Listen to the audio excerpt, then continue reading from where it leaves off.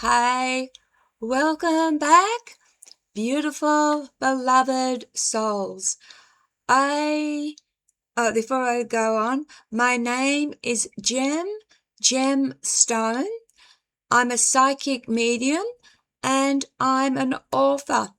And I just want to let you know that I've been doing a series about my life, about surviving abuse and violence.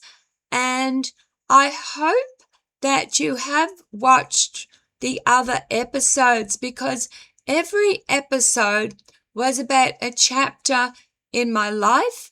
Episode 1 talked about my toxic family life. Episode 2 talked about my teenage years. Episode 3 talked about what happened to me, mainly what happened to me when I went to jail.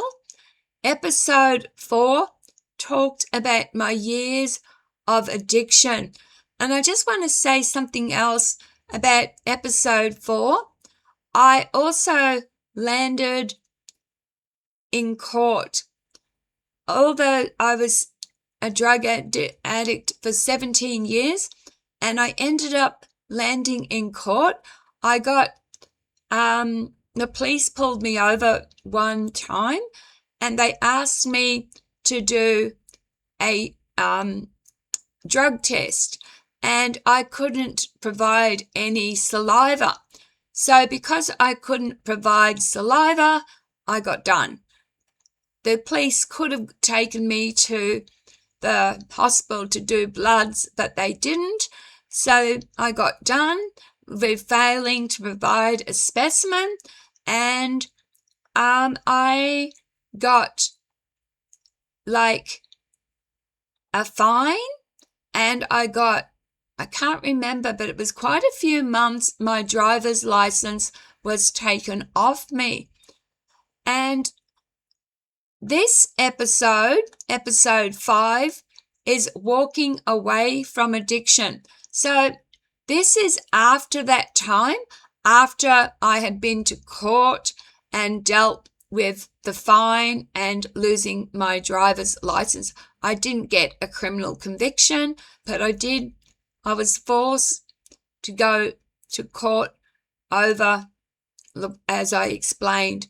So before I get into episode 5, again, I'll give a content warning. This video discusses addiction, recovery, and mental health. Viewer discretion is advised. I'm sharing this part of my story in the hope that it might encourage others who feel trapped in addiction or destructive environments. Introduction. For 17 years, from the year 2004 to 2021, my life revolved around drugs and the dangerous world that surrounded them. By this time that this chapter begins, I had already moved away from many of the people who had been part of that environment. But even though I had changed my location, I was still an addict. This is also the time I started my YouTube channel. Addiction has a way of following you until you decide to face it directly. Still searching for connection. During the end time here where I was a drug addict, I spent time with a couple who was also struggling with addiction. Like many addicts, I was lonely and desperate for connection. I wanted friendship and belonging, and sometimes I tried to buy that acceptance by helping people financially. Over time, I gave them thousands of dollars, hoping that kindness would create real friendship. And the other thing is, I was silly. When you're giving money to addicts, they're never going to pay it back because they need money for that next fix. Addiction rarely creates healthy relationships. The moment everything changed, the turning point came unexpectedly. One day, I was feeling the familiar effects of the drugs again, and something inside me snapped. I was tired of the way they made me feel, tired of the distorted, perverted thinking and the dark mental space they pulled me into. I walked to my refrigerator where I still had drugs stored. I stood there for a moment and I realized I had a choice. Then I poured them down the sink. I threw away the paraphernalia and decided that chapter of my life was finished. Sometimes people imagine recovery as a slow, gradual decision. For me, the moment itself was very clear. I was done. A difficult transition. Walking away from drugs didn't immediately solve everything. For a short period, I replaced one coping mechanism with another and began drinking heavily during the day. I was deeply broken and trying to fill time and silence and painful thoughts, but eventually I reached another moment where I realized alcohol was simply another way of escaping the same problems. So I stopped. Seeking help. I also began looking for support. I attended counseling and spoke with alcohol and other drug services. They recommended Narcotics Anonymous and rehab. I attended a few NA meetings, but the environment didn't feel right for me personally. Recovery is very individual, and sometimes you have to find the path that works for you. Eventually, I discovered an online SMART recovery group. SMART is self-management and recovery therapy, and it focuses more on practical tools and self-management rather than a traditional 12-step approach. For me, that felt more comfortable. I joined a group online for several months and later spent about a year co-facilitating meetings and helping others go through similar struggles. SMART is for all types of addiction, not just drugs. It could be alcohol, it could be sex, it could be gambling. Okay, rebuilding my life. As I began or continued to rebuild my life, other doors began to open.